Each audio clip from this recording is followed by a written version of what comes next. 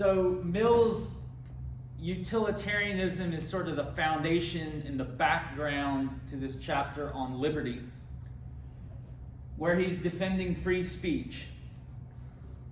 And we're going to look at this because I think it is relevant today, and we'll have a fuller discussion, I think, next time, but I might raise some questions here or there this time. And he's trying to defend the value of free speech in society today. He thinks that, keep in mind, he's writing in 1859. He thinks that the freedom of the press has already been defended. It's already been established in the United States in our Declaration of Independence and Constitution. Mill is English, but plenty of people, particularly people in the United States like Patrick Henry and others, have explained the importance of free speech and a free press, where you can criticize your leaders, you can criticize the government, you can criticize important people that are happening in society. If you think to Voltaire writing in France, this is somebody who would regularly make fun of the upper society, the upper class people who were the important people in society, and he was kicked out of the country for making fun of the nobility, for writing things in newspapers that were offensive. And he was banished often. He would have to flee to England, and then he would come back to France after his banishment was over, and he would do it again, and they would kick him back out. This is something that Mill felt like is important to defend. And he thinks like the freedom of the press has already been fairly established. It's on the fringes that need defense. It's with unpopular ideas in his time that he feels like need defense. So he says, in a constitutional republic, like we have in the United States, or that England was becoming and other countries were starting to develop, governments rarely try to control the expression of opinion, except in cases where the majority wants such suppression. So he says, today, and this still holds true today, governments don't often try to suppress opinions in society, except when those opinions are bad, and most people in society, the majority, agree that they're bad.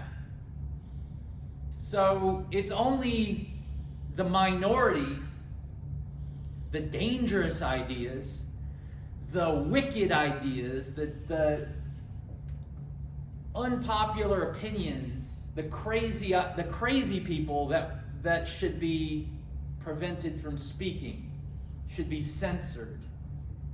Mill doesn't use that word censor very much. I'm not sure why, but this is essentially what he's talking about. So, in the past, during monarchies, it was the majority's opinion that was usually suppressed by a minority, by a king or queen. Today, it's the minority's opinion that are suppressed by the majority with the help of government. And you see that today with hate speech, with insulting people's religion, with saying things that most people don't want out there, maybe about vaccines or about some of the information more recently that has come out. And Mill says that even though these ideas might be wrong, they need to be allowed to be discussed. So, and he's going to try to defend that. Mill says, the people do not have a right to exercise coercion to suppress certain views, however unpopular it is. The government or a majority do not have the right to exercise coercion to suppress views. I'll just read this quote. I pull a lot of quotes from here. The power of coercion is illegitimate. It is as noxious or bad or destructive when exerted in accordance with public opinion as it is when exerted in opposition of public opinion. So public opinion, he just means majority opinion here. If all man, and this is kind of a famous quote, if all of mankind minus one were of one opinion, mankind would be no more justified in silencing that one person than he would in silencing all if he could. So you don't have to write down the quotes, but if there is one crazy person out there spouting a crazy idea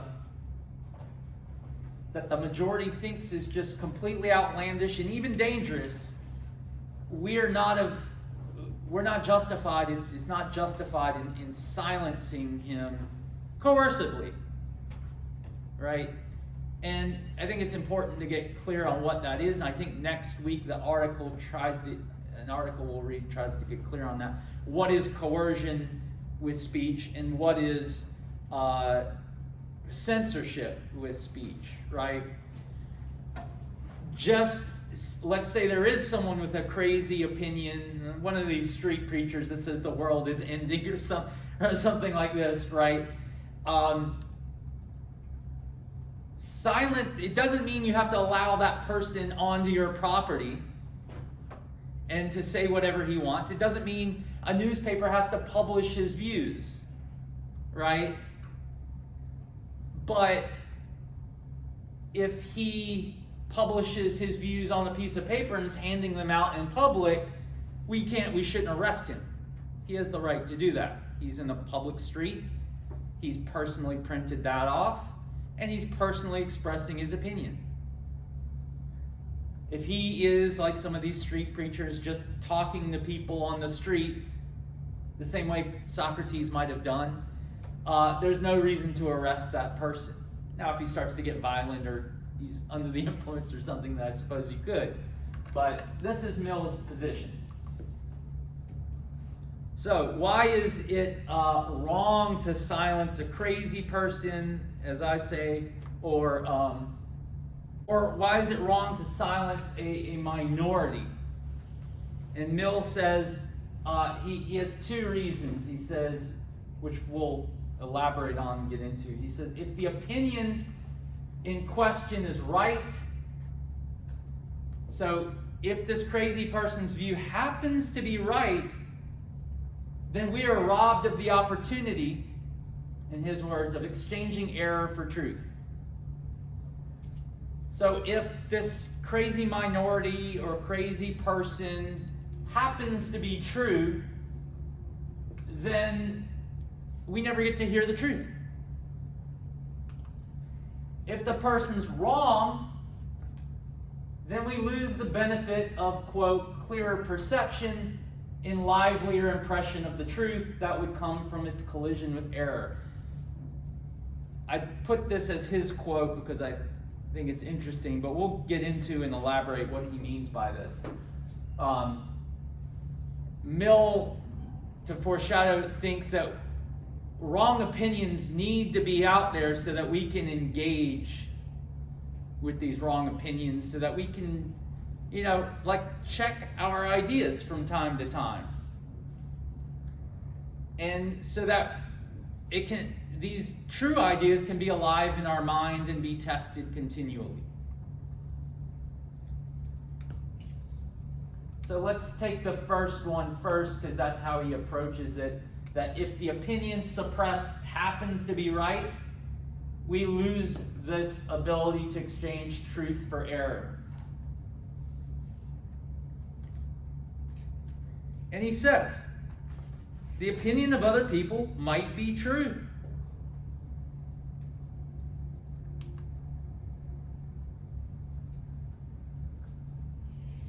Whether it's the government or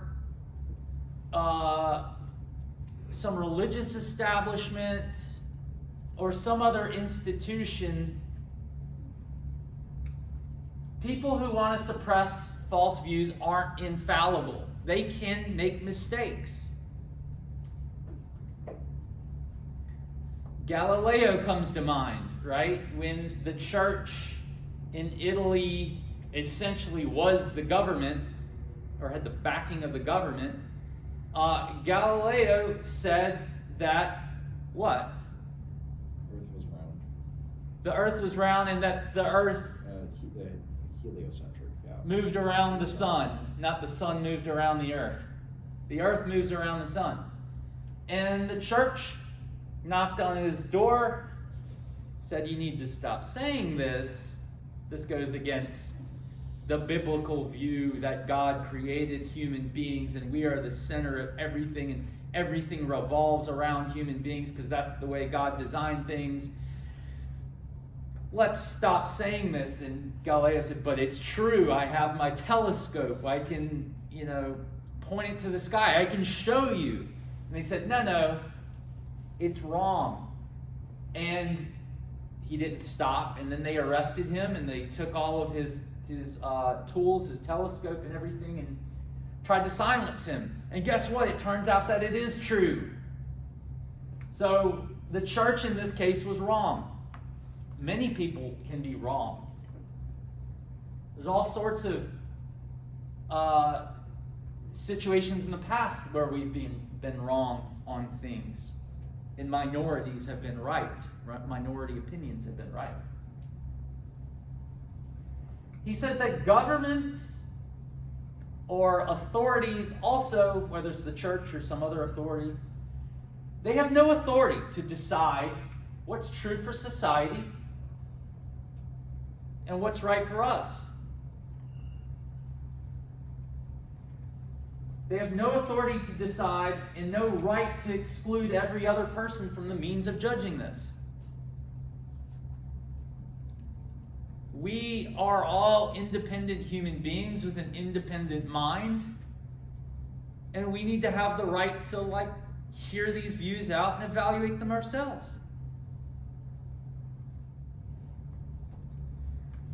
Another point Mill makes is that our ideas need to be challenged to be held confidently.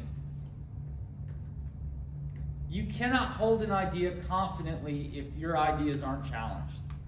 And he says here, sort of sarcastically, monarchs are usually confident in their views because their views go unchallenged. But this really isn't confident. It's not a real source of confidence. In actuality, their views are shaky and not well supported in their minds, and often are held more on faith than evidence. And this goes true not just for monarchs, but for many presidents of the United States when they appoint just a bunch of yes men or women, who, yeah, that's a great decision, President. And they don't ever want to raise a complaint. And so sometimes you see this happen where a politician who surrounds themselves with a bunch of people who just say, yes, your ideas are brilliant, then they go out into the media, and the media start asking all these tough questions and criticisms, and they can't answer it, right? So it just shows that they come out speaking confidently, and then they're like, let's have some questions, and then they can't answer and defend their own views because their confidence is shaky. It's never been challenged by people. They've never allowed their ideas to be challenged by even their own people. So he says this isn't just true for monarchs, it's true for us as well. That most of our most confident our ideas we think we're confident about or we're most sure about, if our views are never challenged by other people, then we never really try to challenge them ourselves. So and this usually happens with ideas, as he'll say, that are traditional beliefs we kind of grow up with and we follow as a matter of tradition.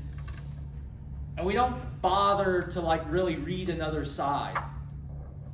Like, how many of you guys have like really read about Buddhism or Hinduism or Islam or something if you grew up Christian? No, right? So, and he brings this up. I mean, he's writing in England and he says that this is the way a lot of Christian people hold their ideas. It's not alive to them. It's just a series of kind of statements and things that you've heard and absorbed, but you don't really have thought about them and justified if they're right or challenged them. And he says, yet we should challenge these ideas because it's often mere accident how we acquire the ideas that we do.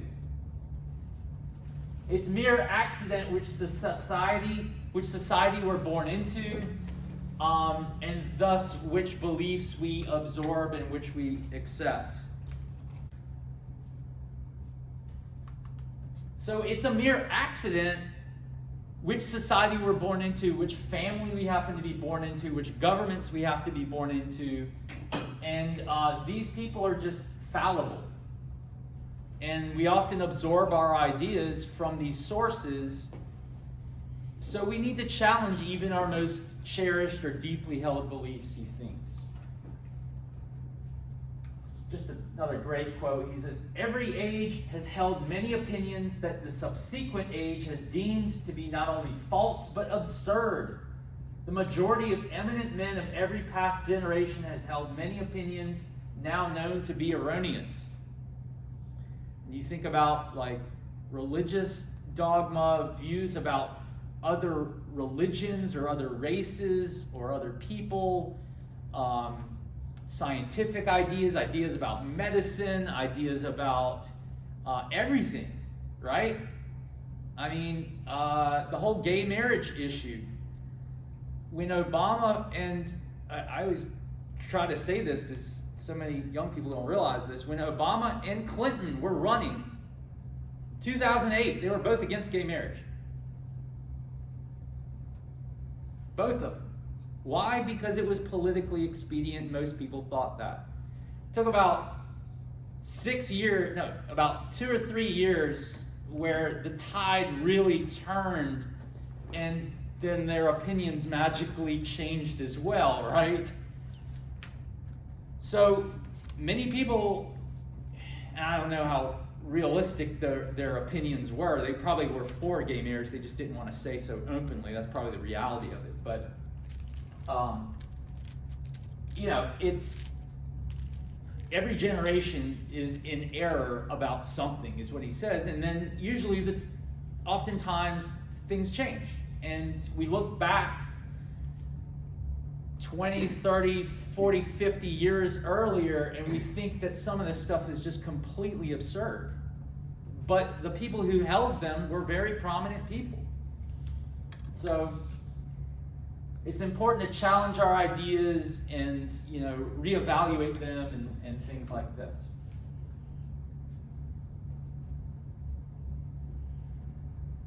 Counterpoints. Some of these counterpoints he raises are they're counterpoints that we might not. He's speaking to an audience that is in the 1850s. So, counterpoint. But isn't it government's duty to act to the best of their ability and forbid bad ideas that pervert society by spreading opinions that they regard as false and pernicious? Not badminton, sorry. Bad ideas. Isn't it government's job to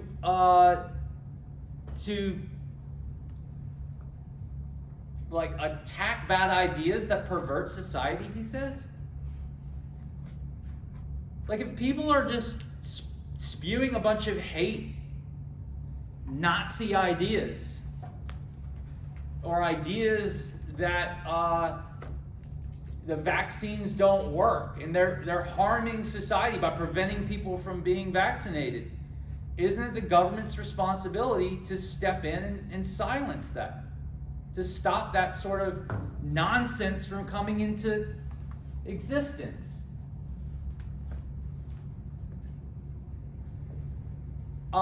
Mill says no, because it's not just that you're preventing bad or wrong ideas from being heard, it's that you're preventing them from being refuted as well. You're preventing bad ideas from being refuted. If those ideas are actually bad, then there should be, what you want is more speech, not silent speech, right? You want more people to be able to come out and give evidence for why those ideas are false. And governments, he thinks, should not be afraid of this, and they shouldn't be worried that, there's a corrupting influence, and that there is temptation that's going to let people go astray. You want more speech, not the silence of speech. So he reiterates that without freedom to consider and refute an idea, a human being can have no rational assurance that they're right. So if you never let bad ideas or negative ideas come to be heard, come to be challenged, and come to be refuted by all individuals, you can have no assurance that you are right, because you've never heard your ideas challenged. And this is a point he makes. He says it's that a person is capable of correcting his mistakes by discussion and experience, not just experience alone. That we need discussion. That discussion is really a key part of learning and a key part of society. It's not, you don't just come to the truth and acquiring knowledge by experience and your own thinking. You need to battle it out. You need to engage and come in contact with people who disagree with you.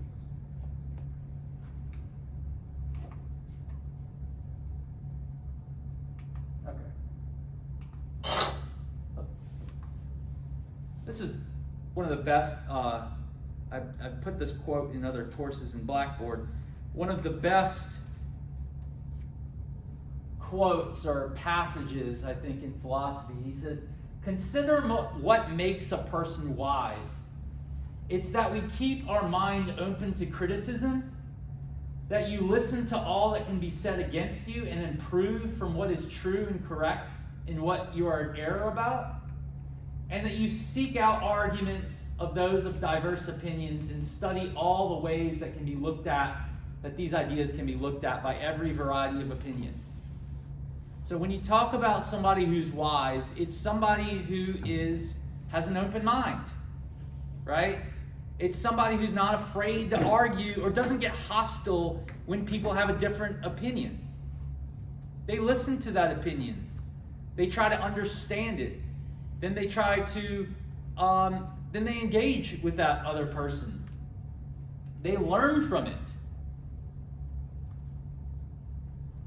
And they seek out people of differing opinions to associate with. Does that happen a lot today? It doesn't, right?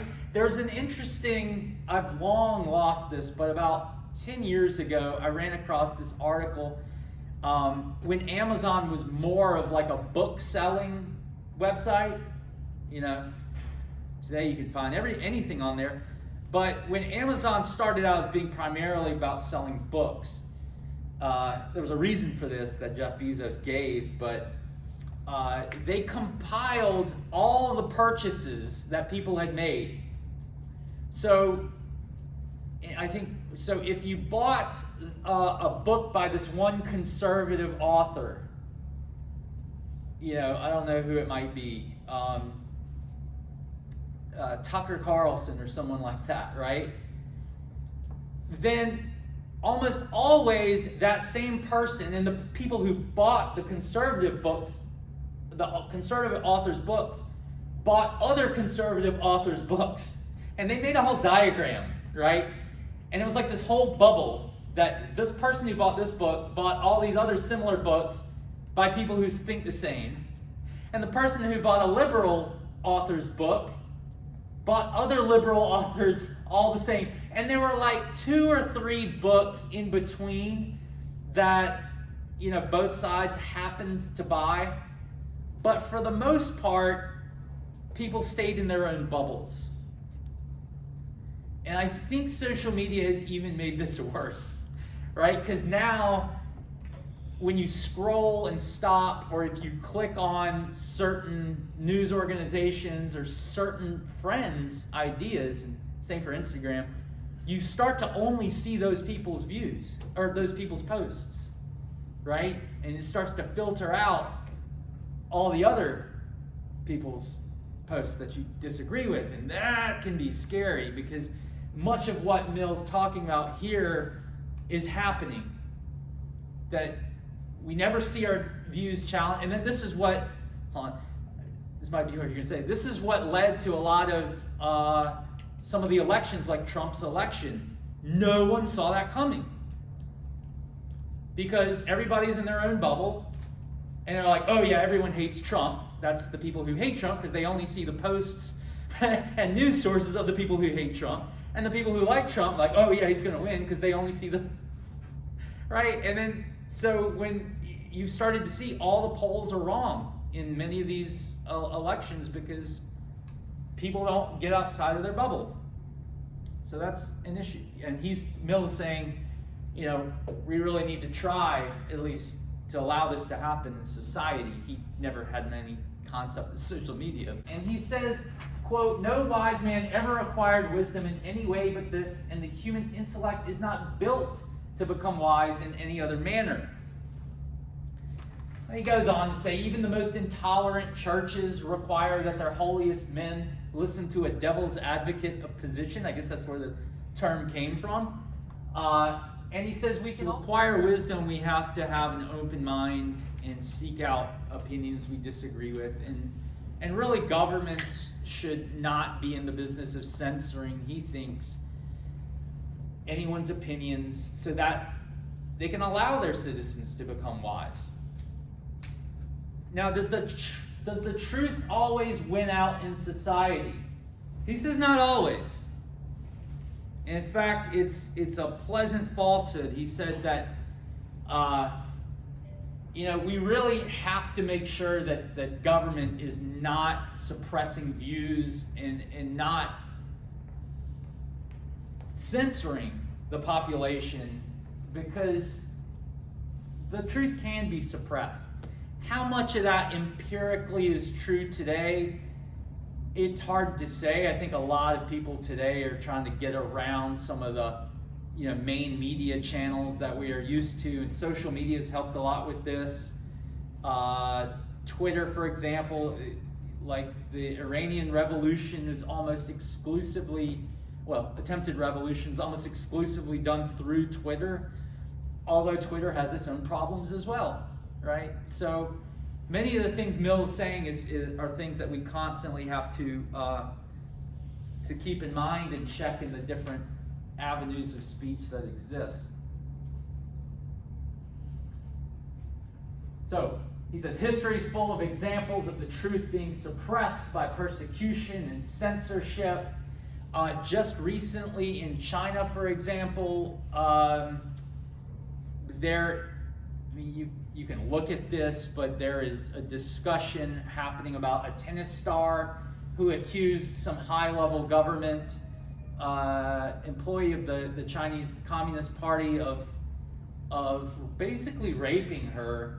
She was a number 1, number 2 seeded tennis player, and she disappeared. And nobody's heard from her. Just recently she did, but the question is, like, she appeared on video, but how much of this is she free to express what she is really worried about and really thinks? So there are examples. There was another example, I think I put it in Blackboard, of, I think it was a Vietnamese person who was arrested for making a negative comment on Facebook about their government. So these things happen. People get persecuted all the time for hate speech, for racism. Not so much in our country. You're free to say horrible things, but a lot of other countries have controls on what they view as hate speech, and then what is hate speech. That sometimes can be taken to mean something maybe it's not. So he says, true, this is Mill speaking in 1859, true, we don't put heretics to death today, but he says, let's not flatter ourselves that we're free from the stain of legal persecution. Governments still persecute people, they still censor, they still impose penalties on unpopular positions. And he says, maybe if they don't even physically try to silence somebody, sometimes they just let other people silence them.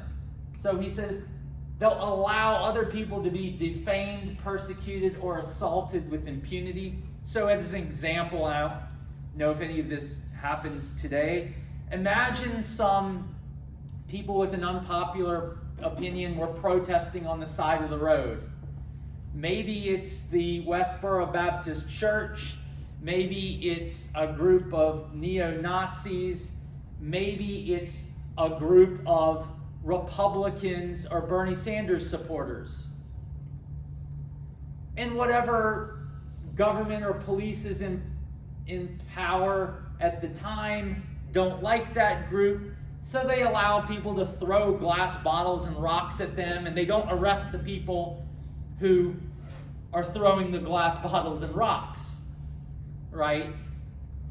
He says this is something that can happen, where the government doesn't defend these people's rights to free speech, no matter how bad what they're saying is, right? So he thinks that as individuals with free, independent minds, we should all be able to express what we want, what we think, even if it's wrong, so long as you're not threatening physical harm against someone, right? So I'll move forward. So he thinks the truth doesn't always win out in society, and we often have to push for government to protect free speech, even in cases of those where we disagree with the person who's saying the free speech, right? Who's saying the things that they're saying.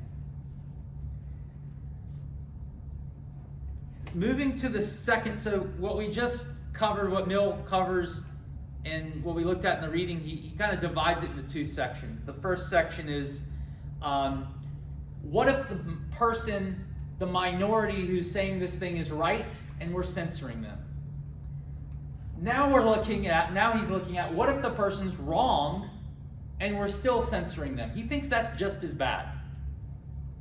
So, the neo-Nazi who is, or somebody who's racist and is protesting in the streets, and why should we let them speak? Why should we let some crazy street preacher who says the end of the world is coming, why should we let them speak? He thinks it's important to let minority or even bad opinions still be aired in public, because that prevents us from gaining a clear perception and livelier impression of the truth, he says. How is an opinion held? How do we hold our beliefs in our own minds if they're not freely and independently discussed? He says, we hold ideas as dead dogma. That's a great quote. Dead dogma rather than a living truth. So if you hold some idea that's never been challenged, and you believe it, but you never search for an argument for it or against it, and ideas against that never come to the surface in society, your idea is going to be stale. It's going to be dead dogma in his view, rather than some living truth. He says some people naturally think So, quote, they naturally think it's no good and that some harm will come from allowing a false and dangerous idea to be questioned. There was some of this too, I think, the McCarthy era in communism, where they were trying to squelch communist ideas and get them, this is what, maybe the 30s or 40s, root them out of American society. So imagine some kind of crazy communist ideas like bubbling to the surface. Now you find them everywhere. But in the past, naturally, some people think it's no good, and that harm will come from allowing these communist ideas to bubble to the surface, and people being allowed to hand out pamphlets and try to convince people to have more of a communist idea, a way of thinking. He says naturally, people think that might be bad, but it's not. To have an educated, he says, first of all, true opinion can sit in a person's mind as prejudice too. Think about that. It's an interesting phrase. He says, a true opinion can sit in a person's mind as prejudice, as a belief that isn't based on an argument and is likely vulnerable to argument, and this creates great harm too.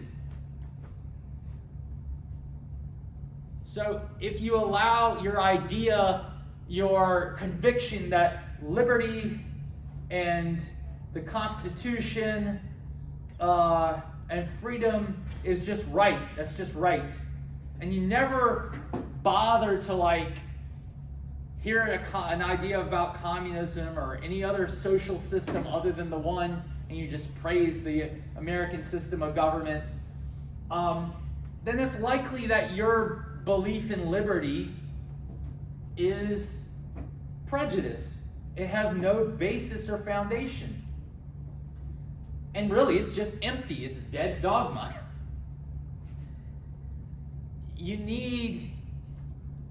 So perhaps that your belief in liberty is true, and it's right that that's the best form of government, but you need to hear arguments against that and allow, people in society, however crazy they might be, to express different views, so that the ideas are alive in your mind as to why they're right and why these other ideas are wrong. So we need to justify our beliefs, is what he says. Dogma isn't knowledge.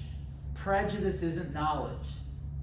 And he says, there's this great quote, he said, this isn't the way, and he gives this exclamation point, this isn't the way truth ought to be held by a rational being. If your ideas are just being repeated because you heard them somewhere else, from your parents, from school, a professor, a preacher, and your ideas are just being repeated like a parrot, then you're not engaging with the idea. You don't know that it's true. It's not alive to you. You can't even consider it a rational belief because you haven't done any work to justify it. You're just repeating words. And there's a point where he says that it's just like you're just repeating words. You don't really understand it. It's another great quote. Truth, when it's accepted this way, is merely one more form of superstition, accidentally clinging to the words that enunciate a genuine truth. I think that's great, a great phrase.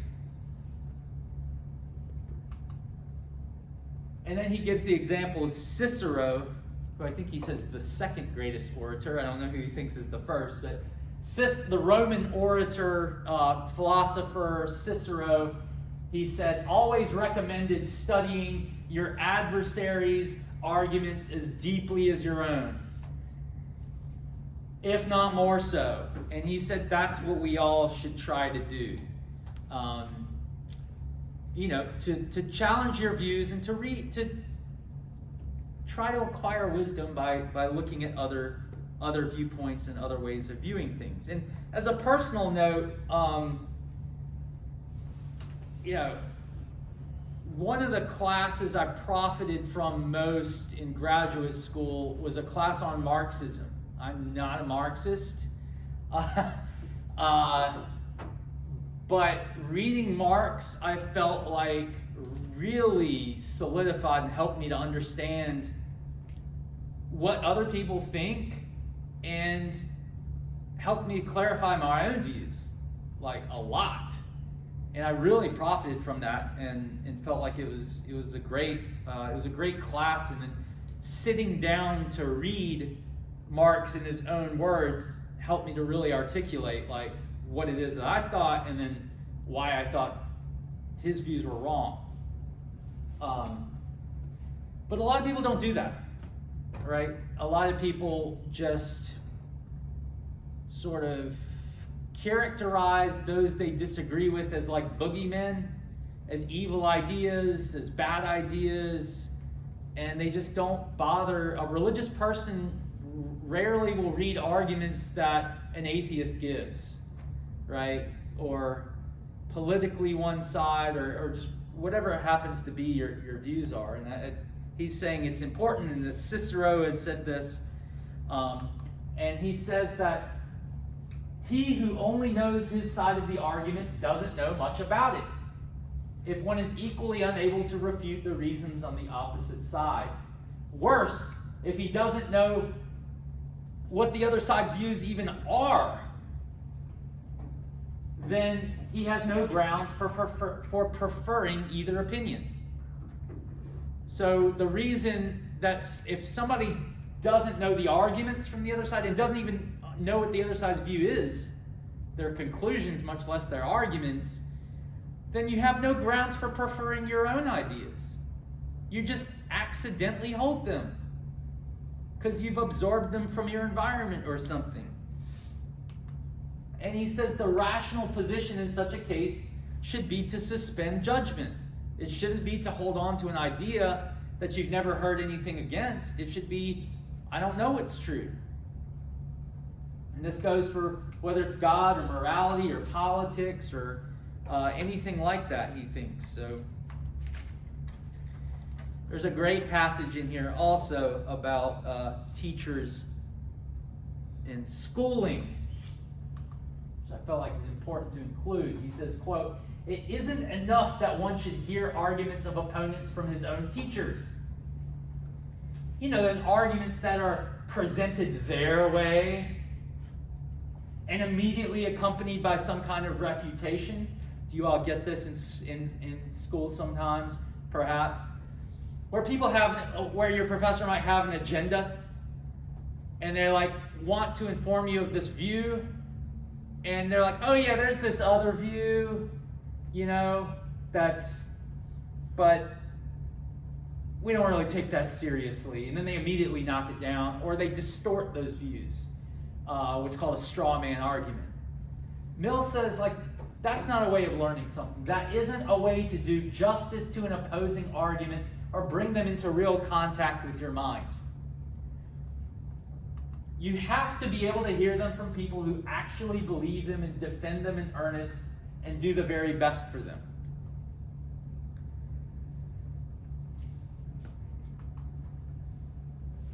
So, if there's someone who's an atheist and was born an atheist, have they read the Bible? Have they read the Quran? Have they really looked at these arguments? Or vice versa, right? He says if one doesn't know these arguments in their most plausible and persuasive form, he will never really possess the portion of truth that meets and removes this difficulty. That's an interesting point there, because oftentimes positions that you disagree with hold some element of truth. There's some element of persuasiveness. And it's important to figure out what's right and what's wrong with those ideas. The ideas you disagree with. Because there's often an element of truth, and then there's somewhere where they're going wrong. In almost every one of the philosophies we covered in the beginning, views about ethics, there's something always right about them. But then there's something wrong. Like if you take Stoicism or something like that, Stoicism is the view that, just remind ourselves, that you should suppress all emotions and not have cares about the world and just accept your fate, right? There's something right about that because, as we saw, because sometimes people get too wrapped up in their emotions and too obsessed with material things, right? But then there's also something really wrong about just ignoring your emotions completely and like giving up on the world and not caring about anything like, oh, your spouse died. That's just fate. Like there's something really wrong about that. But Mill is saying if you don't engage with these wrong ideas, you won't figure out what's right about them and what's wrong about them. You won't be able to distinguish between your ideas and the false ideas. And also, for the importance of communication, you won't be able to communicate with somebody you disagree with, right? You can really reach people, find a common point of disagreement and agreement, and then proceed to have a conversation if you've really engaged with another person's ideas. And another one of the best quotes you all as students might agree with, he says, 99% of what we call educated men or educated professors even are in this condition. They haven't put themselves in a position of those who think differently from them. They only know their own ideas, and they try to teach or profess or promote or write about their own ideas.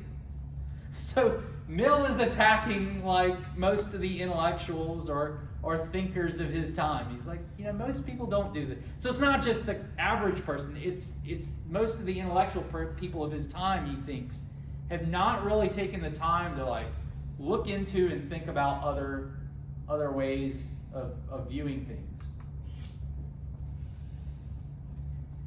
Some repetition, I'll just go over it.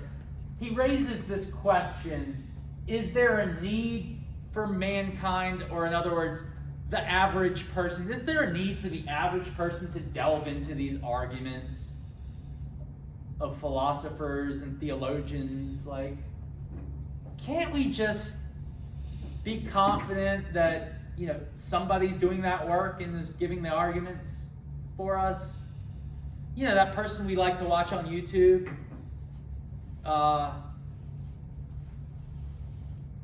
That person on TV who's like fighting the good fight. Who's the South African guy, the comedy channel? Trevor Noah. Trevor Noah, like, can't we just be content with like Trevor Noah, like, dealing with the arguments and then on late night TV just kind of telling us, what's right and what's wrong, or was it Ben Shapiro people like, he's just up there and he's giving his arguments and talks really fast and gives his arguments, right? Can't we just like let them do that? Mill raises this issue, and he says no. The absence of discussion that we need to engage in often leads us to forget the grounds of opinion.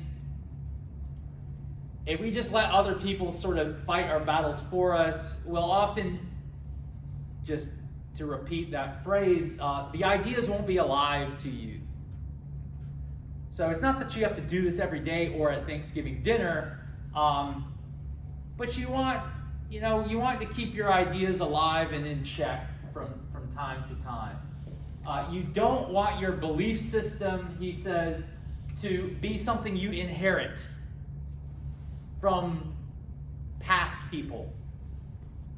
Because when you inherit something, you accept it passively, he says, instead of actively. You want to acquire your ideas actively by surveying the different ideas that exist and then picking out the best ones. He says when you accept an idea passively rather than actively, instead of a vivid conception in a living belief, there's only a few phrases that one has learned by heart. There's only the shell of an argument and the appearance of understanding rather than actual understanding. So, he's real keen on making this whole way of thinking of ideas as being alive or dead dogma, as being a living system or being vivid in your mind.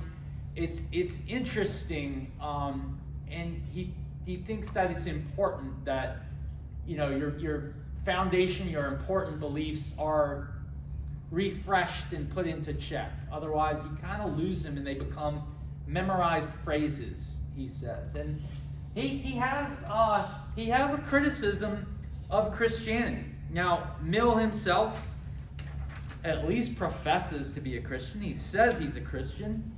If we remember in his book Utilitarianism, he says, look, utilitarianism is just as consistent with Christianity as any other Christian doctrine. But he says that the majority of believers in Christianity hold on to their belief system in this way, as something they inherit, as a doctrine they've just inherited and they passively accept rather than actively accept it. Most Christians have not read the Bible. They don't really in depth think about, like, what does this religion do in my personal life and on a daily basis? Like, how do I... Some people do. There's that whole what would Jesus do way of conceiving of things, and I think that would be a way of keeping it alive. But he says a lot of people just kind of put on their Sunday clothes, hear some phrases at church, and then that's it, right? He says that they hold on to their doctrines in an inherited and kind of a stale way. And he says that the early Christians, this wasn't true. For the people in early Christianity, quote, the situation was very different. And the lack of lively inner conviction on the part of most Christians today is probably the main reason why Christianity has made such little progress in extending its domain. Given he's writing in the 1850s, I don't know in England what that looked like, but that's his view, is that people hold on to a religion that they would profess to be an important part of their life, and that they don't even really engage in it that much or try to refresh their ideas or use it to look at competing ideas and things like that. There's another great quote. He says, there's a deep slumber of a decided position, or in a decided position, that oftentimes when we decide on something, we feel like we've already agreed with it. We then just fall asleep to that idea. We stop looking into it. And he said this is not just true of Christianity, it's true of a lot of traditional doctrines. So most other religions, Judaism, Islam, I'm sure, would be the same.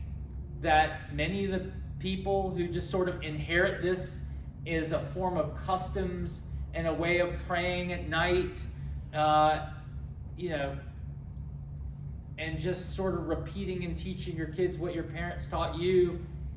He says that it ends up becoming a doctrine that is not alive or real to you, and that you don't really know how to use in your life. And it's not just true of moral ideas and religious ideas. I think he would say in regard to political ideas too.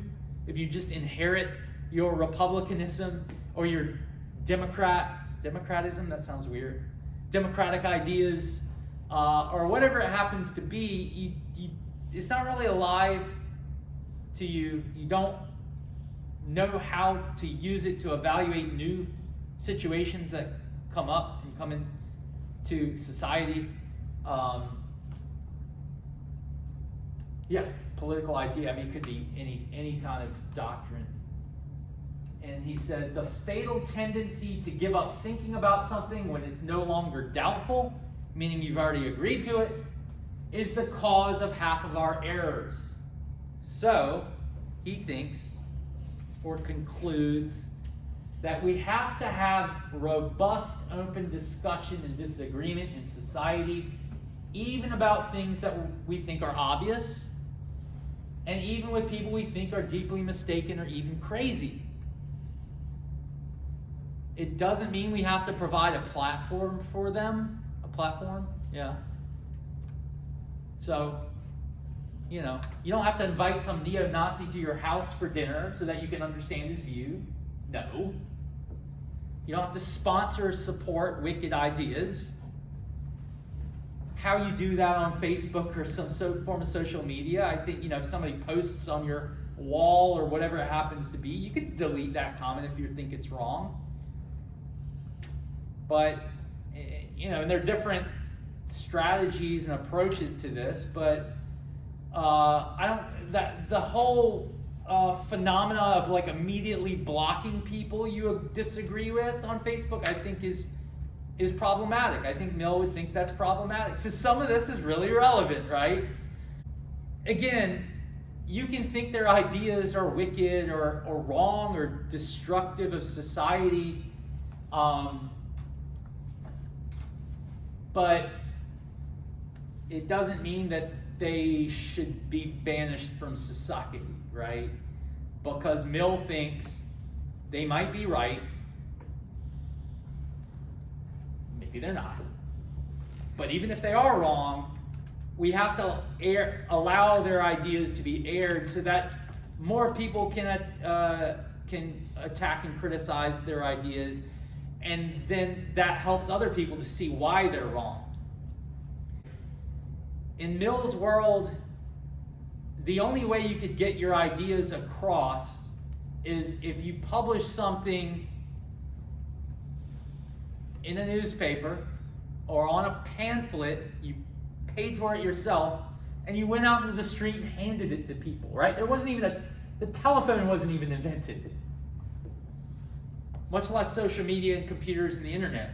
So it is a different world, and I think we need to think a little bit about how this applies today and with social media.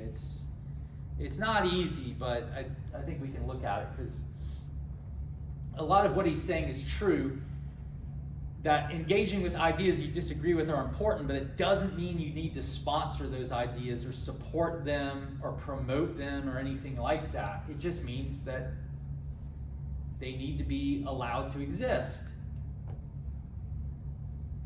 And on some level, when you have time, you should try to engage in your own arguments against them. So it's okay to argue, fight with people on Facebook. Yeah? Maybe.